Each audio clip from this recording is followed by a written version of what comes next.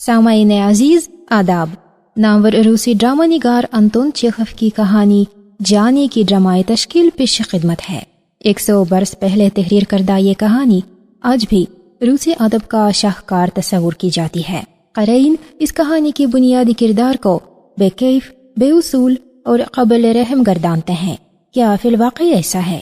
کیونکہ یہ ایک ہنسور، متاثر کن، سادہ اور ساتھ ہی محبت کی شکار عورت کی کہانی ہے.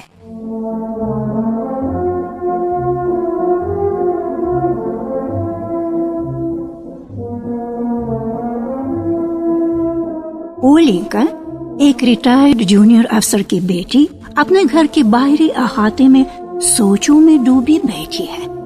وہ گرمی اور چپکتی ہوئی مکھیوں سے تنگ آ چکی ہے، لیکن اب اس خیال سے کچھ سکون مل رہا ہے کہ عنقریب دن ڈھل جائے گا. مشرق کی جانب سے سیاہ بادل اٹھ رہے ہیں اور فضا میں خنکی محسوس ہونے لگی ہے.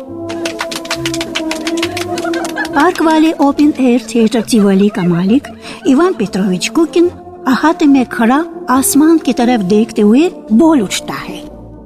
اوہ، یہ بارش، پھر بارش ہو گئی. یہ بارش تو مجھے تباہ کر دے گی، دیوالیاں نکال دے گی. اب دیکھیے آپ اولگا سیمیونونا، یہی ہماری زندگی ہے. کتنی محنت اور کوشش کرنی پڑتی ہے. دن رات کوشش کرنے کے بعد بھی کیا ملتا ہے؟ ایک تو لوگ جاہل اور جنگلی ہیں، دوسری طرف دیکھو اس موسم کو، کوئی دن ایسا نہیں جاتا کہ بارش نہ ہو. تباہی تباہی ہے. لوگ تھیٹر دیکھنے آتے ہی نہیں، لیکن مجھے تو کرایہ دینا ہوتا ہے اور فنکاروں کو پیسہ بھی دینا ہوتا ہے. اگلے روز شام بھی بادل امڑ رہے تھے اور کوکین لاچاری بھرے تمسخر سے کہہ رہا تھا، اب کیا کیا جا سکتا ہے؟ ہونے دو بارش، چاہے سارے دن ہو. پارک کو ڈبو دے اور مجھے بھی غرق کر دے، چاہے فنکار مجھ پر عدالت میں مقدمہ ہی کیوں نہ چلا دے. عدالت کیا کر لے؟ مجھے قید بامشقت یا پھانسی کی سزا ہی دے دے گی نا، اور کیا کر لے گی؟ اور تیسرے روز بھی وہی منظر تھا. اولینکا کوکن کو خاموشی اور توجہ سے سنتی اور ایسے بھی ہوتا تھا کہ کوکن کے لیے اس کی آنکھوں میں آنسو آ جاتے تھے. بالآخر کوکین کے رونے دھونے نے اسے اتنا متاثر کیا کہ اولینکا کو اس سے محبت ہو گئی. وہ چھوٹے قد کا دبلا پتلا زرد چہرہ شخص تھا اور جب بولتا تھا تو چہرے پر مایوسی چھائی ہوتی تھی، لیکن پھر بھی اس نے اولینکا کے دل میں ایک سچی اور گہری محبت اجاگر کر دی. اولینکا ہمیشہ کسی نہ کسی سے محبت کرتی تھی اور اس کے بغیر وہ رہ نہیں سکتی تھی. پہلے وہ اپنے باپ سے محبت کرتی تھی. اب وہ بیمار تھے اور اندھیرے کمرے میں صوفے پر بیٹھے مشکل سے سانس لیتے تھے. وہ اپنی خالہ سے بھی محبت کرتی تھی اور اس سے پہلے جب وہ اسکول میں پڑھتی تھی تو فرانسیسی زبان کے اپنے ماسٹر سے محبت کرتی تھی. اولینکا ایک نرم دل، معصوم، ہمدرد طبیعت اور حلیم نظر دوشیزہ تھی. مرد حضرات اس کے گول مٹول گلابی رخساروں، سیاہ تل والے ملائم و سفید گردن، اس کی مہربان اور بھولی مسکراہٹ کو دیکھ کر دل میں بے اختیار تعریف کرتے ہوئے مسکرا اٹھتے تھے. اور اس سے ملنے والی خواتین بات چیت کے دوران مسرت سے بے قابو ہو کر اکثر اس کا ہاتھ پکڑ کر کہہ اٹھتی، جانی.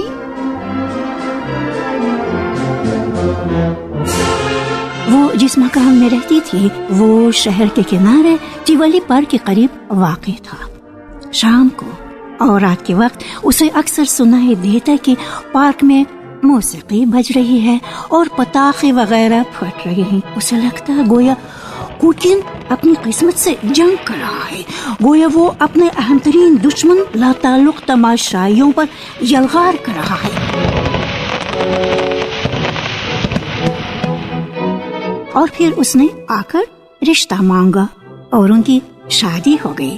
وہ بہت خوش تھا، لیکن چونکہ شادی کے روز اور بعد میں رات کو بارش ہوتی رہی، اس لیے اس کے چہرے پر یاسیت ہی چھائی رہی.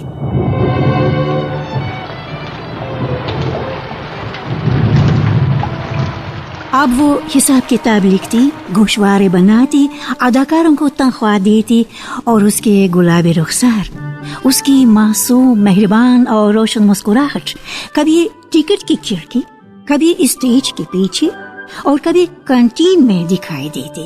اب وہ اپنے جاننے والوں کو بتاتی کہ دنیا میں اہم ترین، ضروری اور قابل قدر واحد چیز ہے تھیٹر، لیکن کیا تماشائیوں کو اس کی سمجھ ہے؟ وہ کہتی انہیں تو چاہیے بس ہلا گلا۔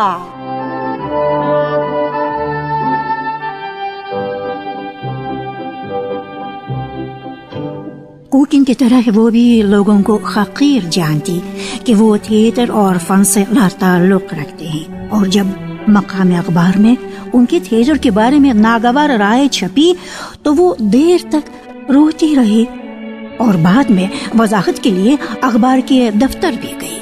اداکار اسے پسند کرتے تھے اور کہتے تھے ہم جانی کے لیے اور ایوان جی کے لیے حاضر ہیں۔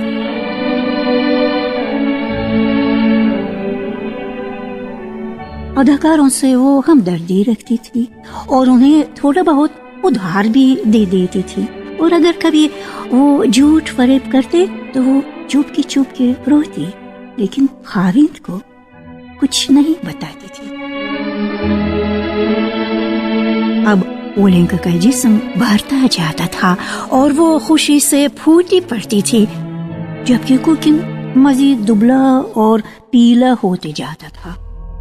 بڑے روزوں میں وہ ماسکو چلا گیا۔ خط میں اس نے لکھا کہ تیسرے ہفتے تک لوٹ آئے گا، لیکن روزوں کے آخری ہفتے کی سوموار کی رات دروازے پر اچانک ایک ظالم دستک سنائی دی۔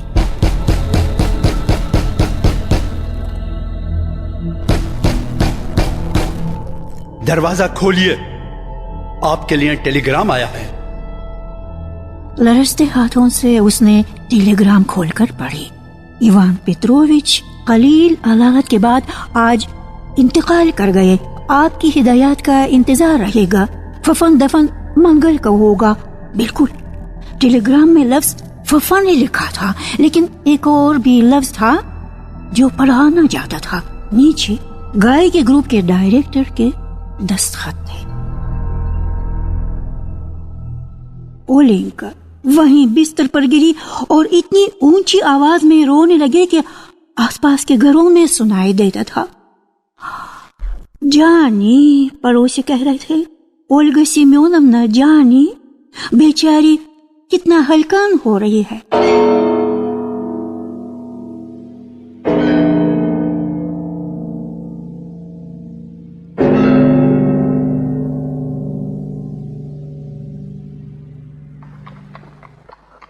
تین ماہ کا عرصہ گزرنے پر اولینکا جج سے گھر لوٹ رہی تھی، افسردہ اور مکمل سوگ میں ڈوبی ہوئی۔ اتفاقاً ساتھ ساتھ اس کا پڑوسی، لکڑی کے گودام کا انچارج واسیلی اندریوچ پوستوالو چل رہا تھا۔ فطرت میں ہر ایک شے کا اپنا نظام ہے اولگا سیمیونونا، اور اگر ہمارے عزیزوں میں سے کسی کی موت ہو جائے تو سمجھنا چاہیے کہ خدا کو یہی منظور تھا۔ ایسی حالت میں ہمیں اپنے آپ کو نہیں بھولنا چاہیے، اپنے غم کو صبر و اطاعت سے برداشت کرنا چاہیے۔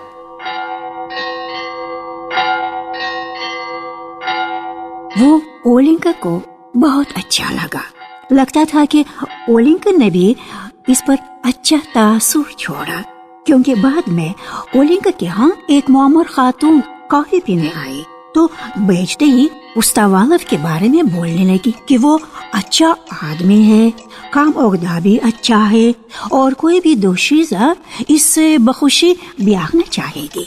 3 روز بعد پوستوالو بھی اس کے ہاں آیا۔ وہ زیادہ دیر نہیں، کوئی 10 منٹ بیٹھا ہوگا، اور باتیں ہی اس نے زیادہ نہ کی، لیکن اولینکا کو اس سے محبت ہو گئی، ایسی محبت کہ وہ رات بھر تڑپتی رہی، گویا اسے سخت بخار آ گیا ہو۔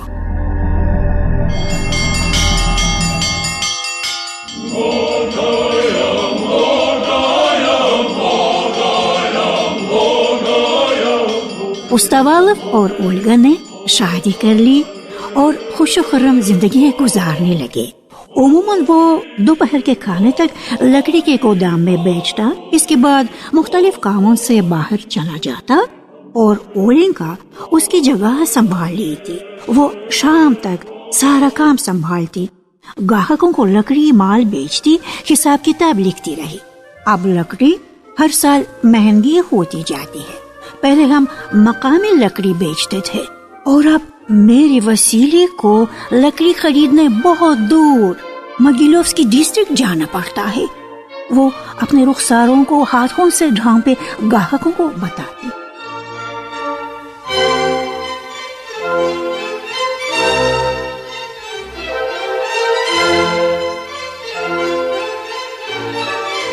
उसे लगता था कि वो बहुत अरसे से लकड़ी का कारोबार कर रही है। अब उसके लिए लकड़ी का कारोबार ही जिंदगी में सबसे अहम था। रात को ख्वाबों में उसे लकड़ी के तख्तों के पहाड़नुमा ढेर नजर आते। उसे लकड़ी के तनों की फौज गोदाम की तरफ आती दिखाई देती। कभी ये तख्ते और तने गिरते और फिर उठकर एक दूसरे पर तय दर तय तरतीब से जमा हो जाते और इनका ख्वाब में चीखते, हड़बड़ाती। पुस्तावालव प्यार से कहता, क्या हुआ ओलिंका, मेरी जान, कोई दुआ तौबा कर लो।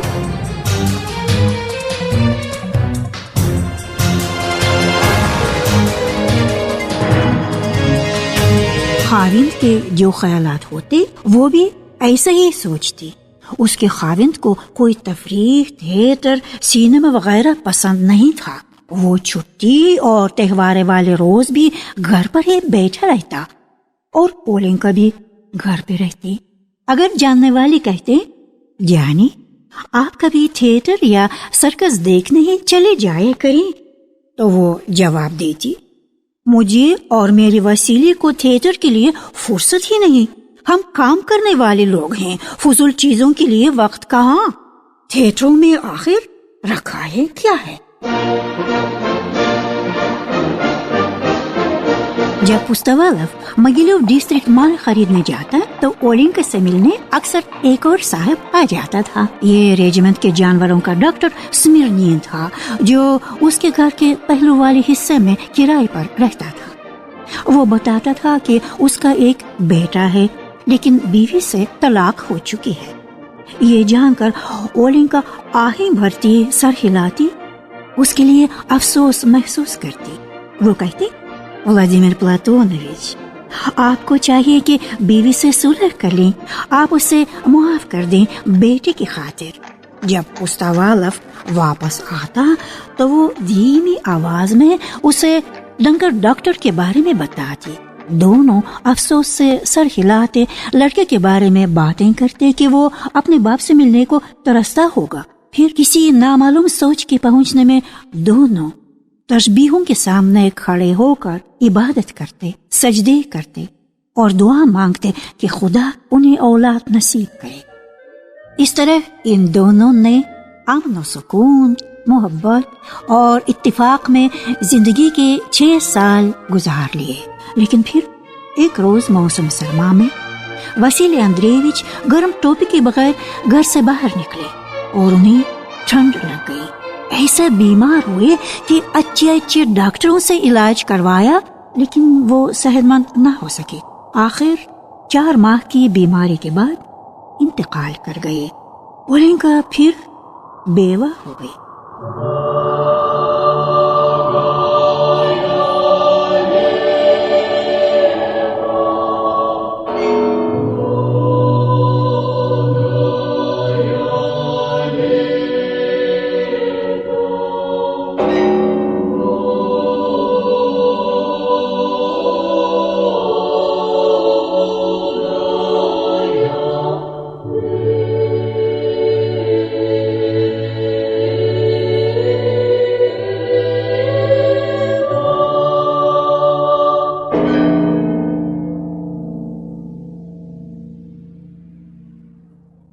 अब वो घर से बाहर कम ही निकलती थी। अगर कभी चर्च चले गई या खाविंद की कब्र पर, ज्यादा वक्त वो घर पर ही गुजारती, चर्च की राहिबा के मानंद। 6 माह का अरसा गुजरने के बाद ही उसने घर की खिड़कियां खोलना शुरू की। घर में उसकी जिंदगी कैसे गुजरती थी, इसका सिर्फ कयास ही किया जा सकता था। मसलन लोग ये देखकर कुछ कयास लगा सकते थे कि वो अपने बाग में जानवरों के डॉक्टर के साथ चाय पी रही थी और वो इसे अखबार पढ़कर सुना रहा था। लोग कुछ अंदाजा इससे भी लगा सकते थे जब डाकखाने में एक वाकिफकार खातून से उसने कहा, हमारे शहर में जानवरों की देखभाल का कोई खास इंतजाम नहीं है। पालतू जानवरों की सेहत का भी वैसे ही इंतजाम होना चाहिए जैसे इंसानों का। अब वो जानवरों के डॉक्टर के ख्यालात को दोहराती और तमाम मामलात में इसकी भी वही राय होती जो डॉक्टर की। जब कभी उनके यहाँ रेजिमेंट से डॉक्टर के हम पेश लोग आते तो वो मवेशियों की वबा के बारे में या कुछ ऐसी ही बातें करने लगती कि डॉक्टर को ये सख्त नागवार गुजरता, और जब उसके साथ ही चले जाते तो वो उसका हाथ पकड़कर सरजनीश करता। मैं तुमसे कितनी बार कह चुका हूँ कि इस बारे में ना बोलो जिसकी तुम्हें समझ ना हो। जब हम जानवरों के डॉक्टर आपस में बातें कर रहे हों तो बराए मेहरबानी तुम मुदाखलत मत करो। वो उसकी जानिब हैरान और परेशान नजरों से देखती और पूछती, तो फिर मैं काहे के बारे में बात करूं? वो आंसू भरी आंखों के साथ उससे लिपट जाती और गुस्सा न करने की इल्तिमास करती। तो यूं दोनों इस जिंदगी से खुश थे। ताहम ये खुशी ज्यादा अरसा बरकरार न रह सकी, क्योंकि डॉक्टर को इसके रेजिमेंट के साथ बहुत दूर कहीं साइबेरिया भेज दिया गया।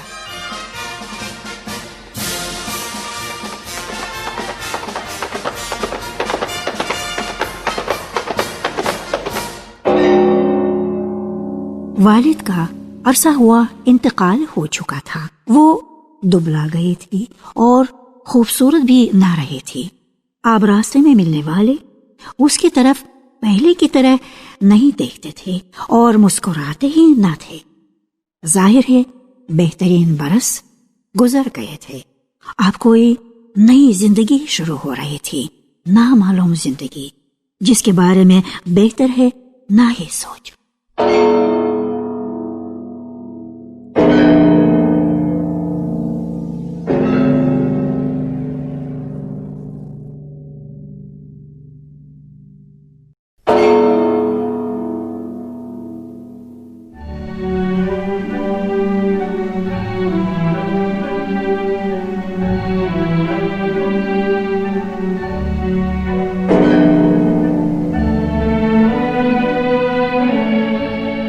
शाम को वो घर के बाहरी अहाते में बैठती तो पार्क में टिवली थिएटर से मौसीकी सुनाई देती, आतिशबाजी पटाखे वगैरह फटते, लेकिन अब उसके जहन में कोई ख्याल कोई सोच ना आती।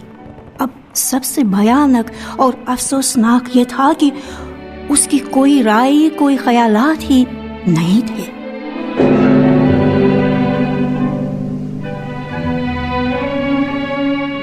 माजी में कुकिन पुस्तावालव और बाद में जानवरों के डॉक्टर के साथ रहते हुए ओलेंका किसी भी मामले में अपनी राय दे सकती थी, लेकिन अब उसकी सोचें, उसका दिल इतना ही वीरान था जैसे घर से बाहर का अहाता। यह कितना हौलनाक और नाकाबिले बर्दाश्त था। ना मालूम वो जी किस लिए रहती थी। जुलाई के एक गर्म दिन किसी ने दरवाजे पर दस्तक दी। ओलिंका ने देखा तो हैरानी से दम बखूत रह गई। वहां स्मिर्नियन जानवरों का डॉक्टर खड़ा था। बाल सफेद हो गए थे और वो सरकारी वर्दी नहीं आम लिबास पहने था। उसे दफातन सब याद आ गया। वो बेख्तियार रो पड़ी और अपना सर डॉक्टर के सीने पर रख दिया। मेरे प्यारे व्लादिमीर प्लाटोनोविच, कहाँ से खुदा आपको ले आया?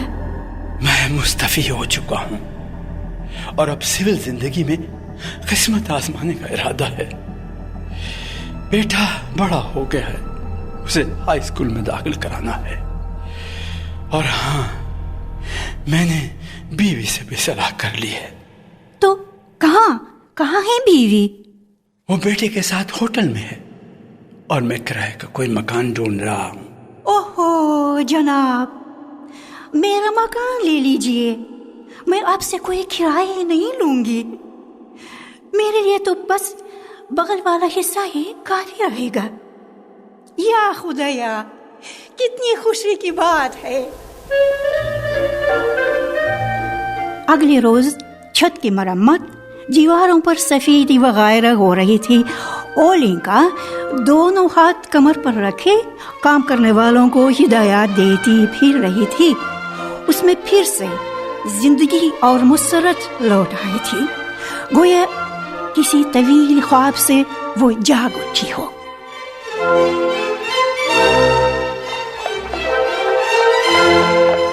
डॉक्टर की बीवी भी आ गई। ये एक दुबली पतली बदसूरत सी कटे बालों वाली खातून थी और चेहरे से नागवारी बरस रही थी। उसके साथ ही साशा था, छोटा सा मोटा सा, नीली रोशन आंखों और गोल मटोल रुखसारों वाला लड़का। अहाते में दाखिल होते ही वो बिल्ली के पीछे भागा। साथ ही उसकी खुशी भरी हंसी सुनाई दी। आंटी, ये आपकी बिल्ली है? जब ये बच्चे देगी तो 1 किलोग्राम हमें दे दीजिएगा। ओलेंका ने उसे चाय पिलाई। उसके दिल में प्यार का ऐसा भरपूर एहसास पैदा हुआ, गोया ये लड़का उसका अपना बेटा हो। शाम को जब वो खाने के कमरे में अपना सबक दोहरा रहा था, ओलेंका उसकी तरफ मोहब्बत और प्यार से देखते हुए ज़ेरे लाब कही जाती थी, मेरे प्यारे, मेरे लाल, मेरे बच्चे, तू कितना गोरा पैदा हुआ हो, कितना लायक है तू।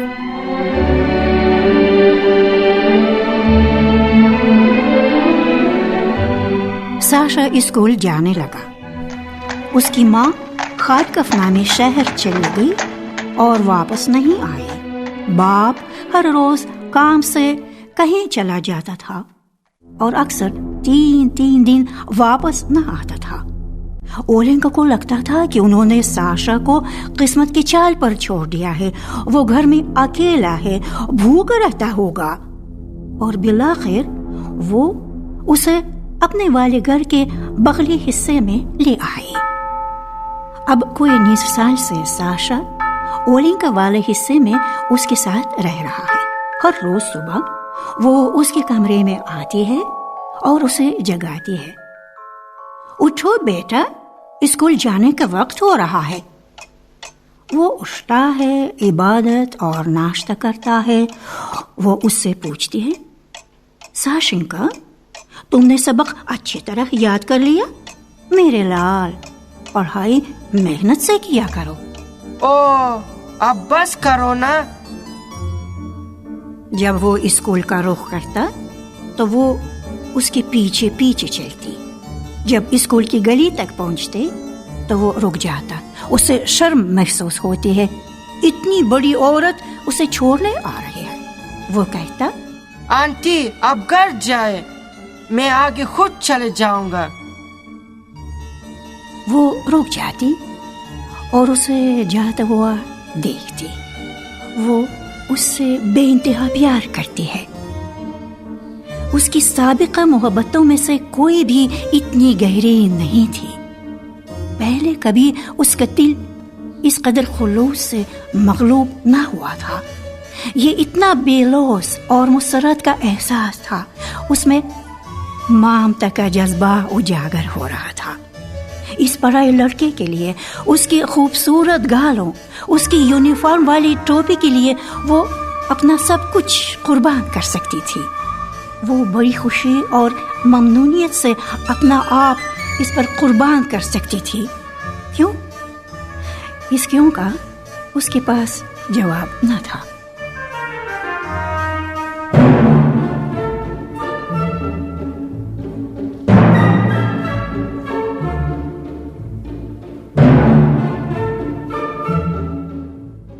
جب وہ ساشا کو رخصت کر کے گھر آتی ہے تو اتنی مسرت، اتنا اطمینان محسوس کرتی ہے کہ وہ مجسمہ محبت ہوتی ہے.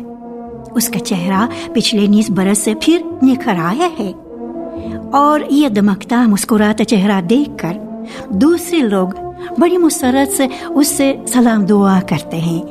اولگا سیمیونونا، آپ کتنی ہیں جانی، اسکول میں پڑھائی اب بڑی مشکل ہوتی جاتی ہے. وہ لوگوں سے بات کرتے ہوئے کہتی ہے، کل تو پہلی جماعت میں بہت کام دیا گیا، نظم ہی یاد کرنی تھی، لاطینی کا ترجمہ بھی کرنا تھا اور ریاضی کے سوال بھی حل کرنے تھے. اس چھوٹے سے لڑکے کو کتنا کام ملتا ہے. اب اس کی ساری باتیں اساتذہ کے بارے میں، پڑھائی، کتابوں اور اسکول کے بارے میں ہوتی ہیں، وہی باتیں جو ساشا کی ہوتی ہیں. 2 بجے کے بعد وہ دن کا کھانا کھاتے ہیں، شام کو مل کر پڑھائی لکھائی کرتے ہیں، مشکل ہو تو مل کر روتے ہیں. رات کو اسے سلانے کے بعد وہ دیر تک عبادت کرتی ہے، دعائیں مانگتی ہے، پھر خود سونے کے لیے لیٹتی ہے تو مستقبل کے بارے میں سوچتی ہے. ساشا تعلیم مکمل کر کے ڈاکٹر یا انجینئر بن جائے گا، اس کا اپنا گھر، گاڑی، اپنی جائیداد ہوگی، بہو بیاہ کر لائے گا، پھر ان کے بچے ہوں گے.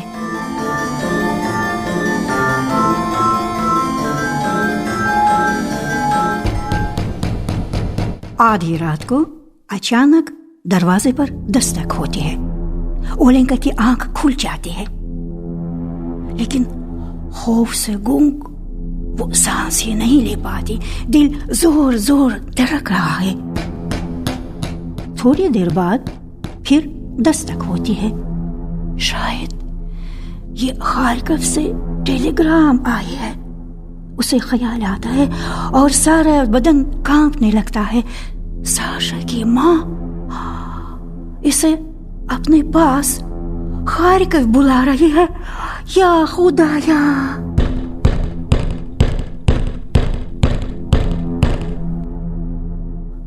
وہ لاچار ہے، ہاتھ پیر اور سر یخ ہو جاتے ہیں.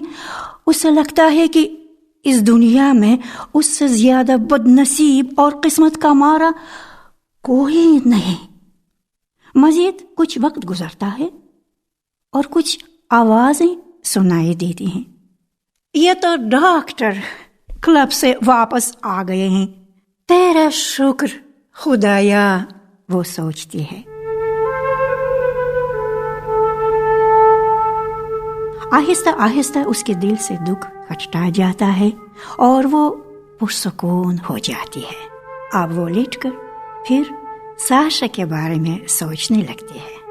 ساشا ساتھ والے کمرے میں سو رہا ہے اور کبھی کبھی خواب میں بولنے لگتا ہے.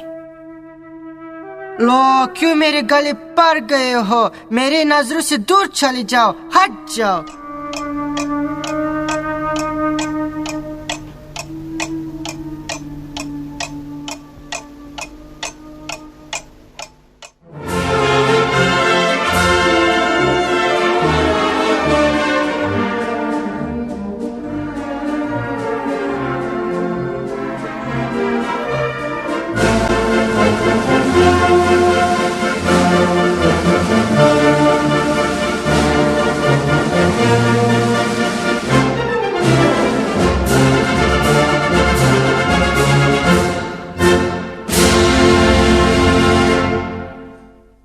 آپ نے انتون چیخوف کی کہانی جانی کی ڈرامائے تشکیل سماعت فرمائی. کردار ادا کرنے والوں کے نام ہیں ریتا مدزلیوسکیا، زاہد علی خان، عمر سونی مہدی خانف، ہدایت کار ہے ایگر کالیاجن۔ یہ ریڈیو صدائے روس ہے، صدائے روس ہے۔